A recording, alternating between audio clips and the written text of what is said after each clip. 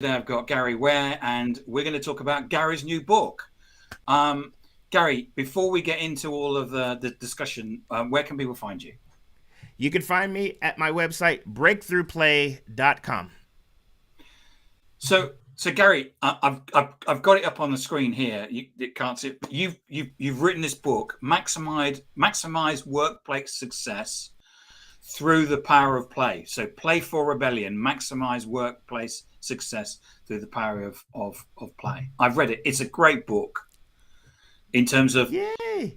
you, you know this idea that and you bring this out and you actually use data in there to say this. I'm not just saying it's just not Gary's opinion, but here is data that actually shows that if we have a good time at work, we're actually more successful and more productive. Are you there, Gary?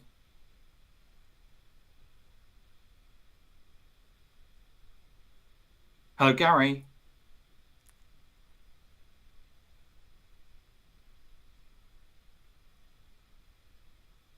Can you not? Can you hear me, Gary?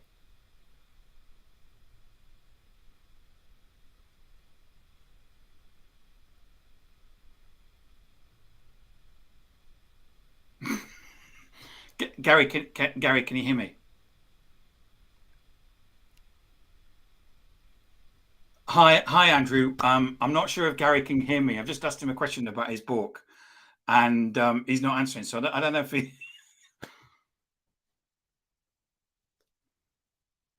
Oh, I've lost Gary. Hmm. And he's back again. Take two. Hello, Gary. How you doing? Hi there. Hi, Tim. Should we start again? Yes, please. Yeah. Okay. I'm Tim Hughes. I'm the CEO and co-founder of DLA Ignite, and with me today I've got Gary Ware, and we're going to talk about the future of work is play, which is about his new book. We're going to talk about that in a moment. But Gary, where can people find you? You can find me on my website, BreakthroughPlay.com. Fantastic. So, Gary, you've got a new book out called Playful Rebellion: Maximize Workplace Success Through the Power of Play. And I've read Yes. it, and it's a great book. I can because I know you. As I read it, I can. It's kind of I can hear you speak it, and I mean that really. I mean that great. But you also, you talk about data that actually shows that if we're using play, we're actually more productive. Correct. And I wanted so many people to realize that this data is out there, so we can start to change, how we look at play instead of something that is frivolous that just kids do to maximizing work and the potential. Because you talk way back in the beginning about the history of work and the history of the factory system, and uh,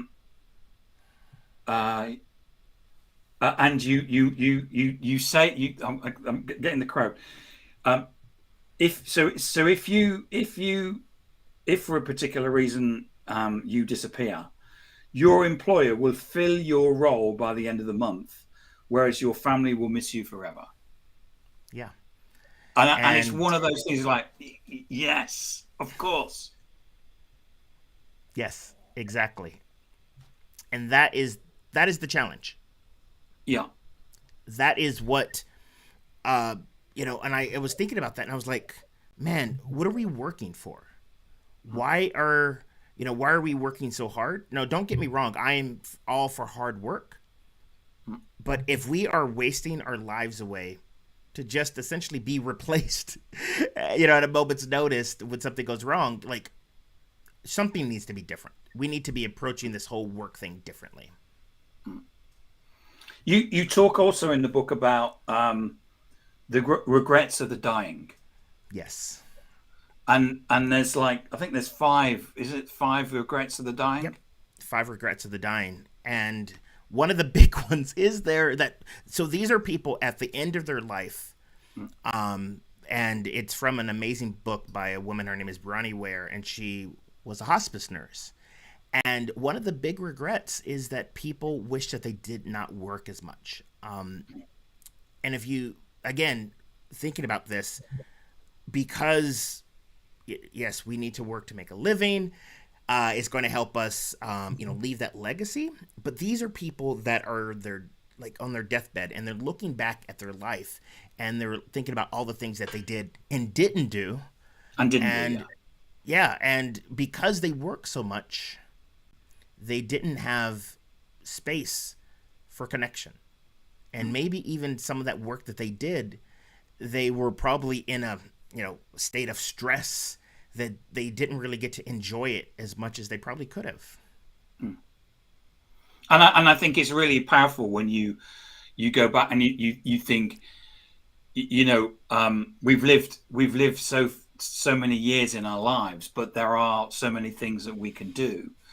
But to be actually saying, I wish I'd actually not worked so much because I wanted to do so many other things. And you also talk about there's a couple of TED talks that you recommend. One is about joy. So Ingrid Vitelli, yes. Yeah, I believe that's, yep. Yeah, where she's done a TED talk called "Where Joy Hides and How to Find It." And I, Yes. I mean, I stopped reading your book and immediately went and watched the TED talk, and it's just awesome the way that she talks about joy and how to find joy in certain things, because we're not taught, or says no one says to. So I'll give you an example. I run in the mornings, and I go down this street, and that some kids have basically chalked on the what you'd call the sidewalk, what I'd call the pavement, and it's nothing. It's just chalk. They've got some chalk, and they're out there playing. And I walk and I walk past it every day, and I go, I think I think I should get something from this. Reading your book and watching her TED talk, now walk past it and go, I get joy from that. Agreed. And for those of you who are watching this, live or the replay, the circles behind me was inspiration from her talk, where she talked about circles and confetti, as Huh. things that bring us joy because Yes. there's no jagged lines. It doesn't cause that innate sort of feeling of danger in our unconscious brain. And that has been my thing of like, how can I inflict people with joy?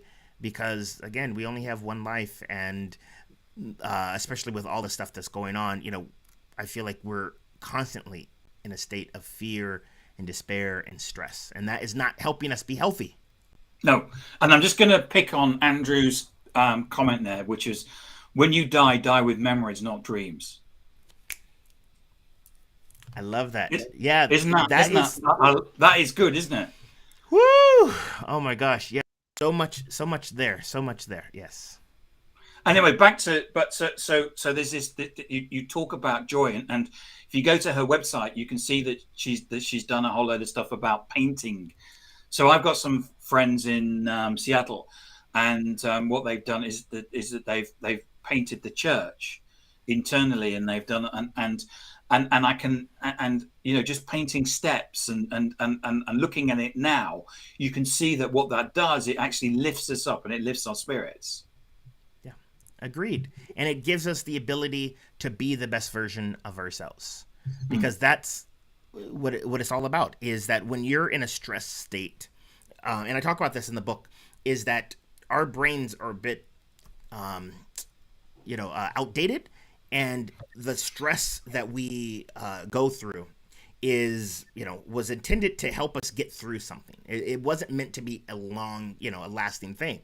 However, to-do lists, emails, the thought of doom and gloom, in the future keeps us in this stress-like state, which impairs our ability to be creative, and it doesn't allow us to be agile. It doesn't allow us to be innovative. It doesn't allow us to do our best work or be the best version of ourselves. And that's one of the reasons why I call it the playful rebellion. We have to rebel against that old school thinking, that conditioning, so that we can bring out the best in ourselves and in others. And you've given a number of examples about where play has been important. We're still working, but we're kind of having a good time. And you give examples. I know I've done it as well, where I've worked long hours, but we were having a laugh, and for some reason or other, it just didn't seem to be. It didn't seem to be like a long time that I was working. Yeah, agreed. And that's the whole premise, is that imagine if we can go into a situation, like work, where we spend You a sold a good book, percent. by the way. You sold a book already, Garrett, by the way, to Jane Williamson. Yay! I will celebrate that. Hooray! Hooray! Uh, but I would say, like imagine going into work where we spend a large percentage of our time. I think it's about 33% of our waking time is spent at work, and a large portion of people dread that. They're stressed out. And imagine if we can change that environment, where we can get into that state of flow, so that we can get Hmm. more done, as much time there, so that we can go off and do those things that bring us joy. Um, also, I wrote down uh, you talk about DOSE or dose. I don't know if you pronounce it as Yes. dose, Yep, it is a dose. which is dopamine, oxytocin. I'm trying to read my writing here. Serotonin. Serotonin and endorphins. Yes. So talk us through And that. yeah, those are our neurochemicals, our body's response to helping us be creative, helping us feel supportive, like we belong, be creative. And that is readily accessible to all of us. And the easiest way to activate that is through a play like spirit, through play. And again, most of the time we turn to things like caffeine, or other things outside of ourselves to help us get through the day. Don't get me wrong, sometimes we need a good cup of coffee. I am not saying that we don't need these things. I'm just saying, if we have an ulterior or alternate way of getting into the work, it will help us connect better, make us feel like we belong, so that, again, the whole intention is to be the best version of ourselves, so that we can connect with the people around us. And for all this time that we're spending here, make the most of it. Not every job is going to be sunshine and rainbows. Again, I'm not trying to be a Pollyanna here. I'm just saying, there is an easier way of getting into the work so that we can get the most done. Yeah, I once ran a paper airplane competition, purely as a way of I work for a startup, and we it's like many of us has done, and all of a sudden one day I'm like employee number 12, and the next day there's like 70, 80 people there, and nobody, you go, who are you, and stuff like that. So I actually ran a paper airplane competition. I had to do it at lunchtime because otherwise they thought people would think it was it, which is a classic thing. It's not. It was actually work, because I was trying to do was actually get everybody to be creative, but also work together and actually say. So someone would stand up and throw a paper airplane, and it's like, so who's this? Oh, it's Joanna. Joanna. Okay. Well, who are you, Joanna? And it's like, well, I'm Joanna. Da, da, da, and what we did was that we actually got together, and it was like, and we just spent 30 minutes throwing these paper airplanes, just as a laugh, but it was also to try and get to know each other as well. Yeah. And most of the time, we take that for granted. It's like a throwaway. When things get stressful, those are the first things to go. However, these are the things that need to be there consistently. Because when you're playing a game, this is the beauty about, play and just connection, is that your brain is setting aside all judgment and all those other things for the game. So we're playing, Yep. yeah, like in your situation. Oh, it's a paper airplane competition. Oh, wow. Your brain's like, well, this is fun. You're having what is called a peak emotional experience. And your brain is taking in everything. Who are you with? What is going on? And so many things are happening. And if we were to even dissect that, your brain is like, oh, wow. I'm having fun with these people. I probably should, I probably trust them. Again, your brain is number one job is to keep you alive. So if you're having a pleasurable experience with a certain group of people, you start to trust them more. Again, your body is releasing all of those neurochemicals. Think about like if you were at a sporting match and you're all rooting for whatever the team is, and they score. You're high-fiving people that you don't even know. You're having this amazing experience, and then when you leave, you felt like wow, I was just hanging out with a bunch of best friends. Like imagine if you bring that spirit to your work. Yes. Of how it's going to help you. Yes, it turned into that, because all of a sudden you started knowing people's names without going up and formally shaking their hands. Agreed. And then you remember them as the person that, oh yeah, you put the fins at the end of the thing to try and get some lift on the and you kind of remembered the people by it. I just thought it was really, I just thought of it one day, and I just thought it was a great way. And you were right about the Jeff Harry just said about the peak emotion experiences. It was about that. I didn't ever have a phrase for it, but it was about that. Yes. Yay. And shout out to my boy Jeff Harry. He is amazing. So many awesome people. So many amazing play people. And Kathy's joined us as well, because she had to, really, because you joined the interview that I did with Kathy. Of course. Yeah. Oh, I love all these people. Hey, Kathy. And we have Katie here. Oh my gosh, so many amazing people. Deborah's here. Deborah. From Newfoundland, I believe. Yeah. There's Catherine. And Kat. Oh my gosh. Hey-o. So, I've written down here as well on my notes, curiosity and wonder. Yes. Woo. Oh my gosh. So I like to say, let's be childlike, not childish. Play is a very child.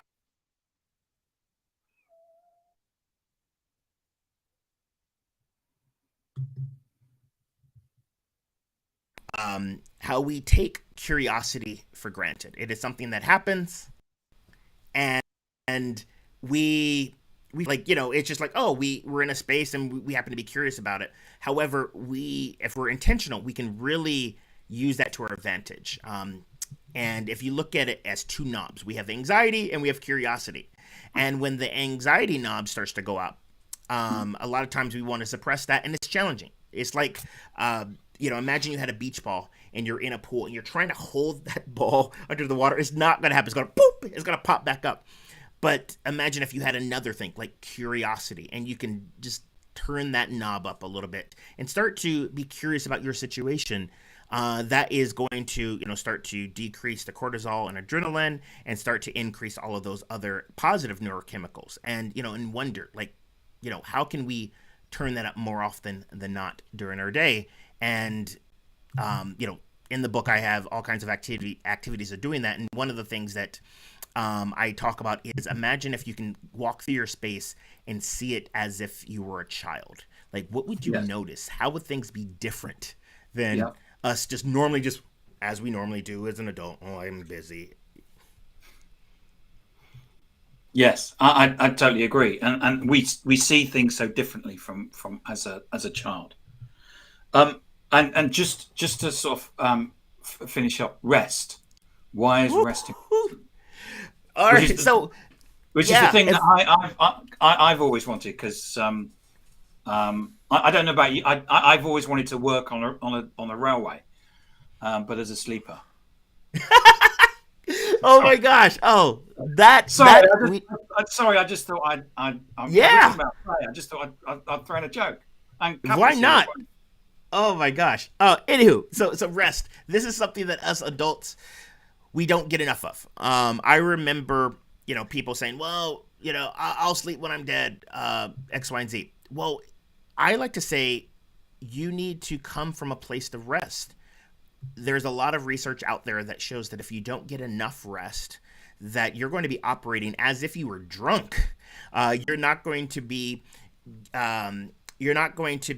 able to access all of the resources that are going to allow you to be creative, that's going to allow you to be productive. Now, I'm not one to advocate to say that you need 8 hours of sleep or whatever the case may be. You will figure that out. However, when you get enough rest, it rejuvenates your body. There's so much stuff that happens. And in doing the research for the book, I realized that there's not just one type of rest. There are actually 3 types of rest. There's the macro rest, which is all about getting sleep, just normal sleep. And you'll figure out what's enough for you. And then there's the micro rest. And these are the things that you should be putting into your calendar throughout the day so that you can get that boost of energy. Typically after a call or a meeting, what do? We jump into email, we jump into another task. And then by the end of the day, if we were to take EKG scans of our brain, it will be, like that. Here in the States, we had this commercial back in the late 90s, early 2000s, where they fried an egg and they were like, this is your brain on drugs. I like to say that is your brain on work, overwork, I should say. But if you take these micro breaks, things that are going to rejuvenate you, maybe it's, just taking time to just take some breaths or do something playful that brings you joy, take a walk, whatever the case may be, is going to allow you to jump into that next task and be more productive. And then these are the really fun ones that I'm working on doing. It's called mezzo. And this is where you actually step away from the work for a period of time. Ideally, this is where sabbaticals and whatnot come in, and not everyone has the ability to do that. But I'm just saying, maybe on Fridays, cut it early, or take 2 or 3 hours and do something that brings you joy. Whatever that is to you. Play is very customizable, and it's very personal. But by doing that, you're going to see some amazing connections back to the work that you wouldn't have saw otherwise. So I'm on the rest train. I'm all about it. So yes, let's get more rest. Fantastic, Gary. Thank you so much for joining us. As I said, I've read the book. I think it's a great book, and thanks for coming on today. And it's one of those books that I sat there and read it, and it was one of those, and I'm sitting there learning stuff. And it's one of those things where you get it's a bit like when the apple fell on Isaac Newton's head. We all kind of know what gravity is, but until someone actually gives it a name, we don't have a name for it. But there's a whole bunch of things in there where I went, yes, that's right. And it's just a great, and I recommend it to everybody. It's just a great book about how can we make the world a little bit more playful. Yay! And a couple of where are we? How can we? Here we go. Thank you for the permission to play. Thank you, Catherine. Yeah, Kat. And Kathy. Yeah, yes, he's dropping truth bombs. Where can you find me on LinkedIn? Even though this is about, I'm Timothy Hughes. Hughes. So you will find me up there. He's left me it's probably a link, I would think there. That's my name in Chinese. But this is about you, Gary. So Gary, where can people find you? Yes, you can find me on my site, BreakthroughPlay.com. You can buy the book. You can find it on the site, or you can go to PlayfulRebellion.com. Woo! A book drops September 13th. And if you I ordered from Amazon.co.uk, and it's September, the book, yeah. Yep, and I have some bonuses. So if you order and then let me know you ordered, I'll hook you up with some really great stuff. Brilliant. Thank you so much, and thanks for all the comments and for people for tuning in. Thanks, Gary. Appreciate you coming on. Appreciate you as well, Tim.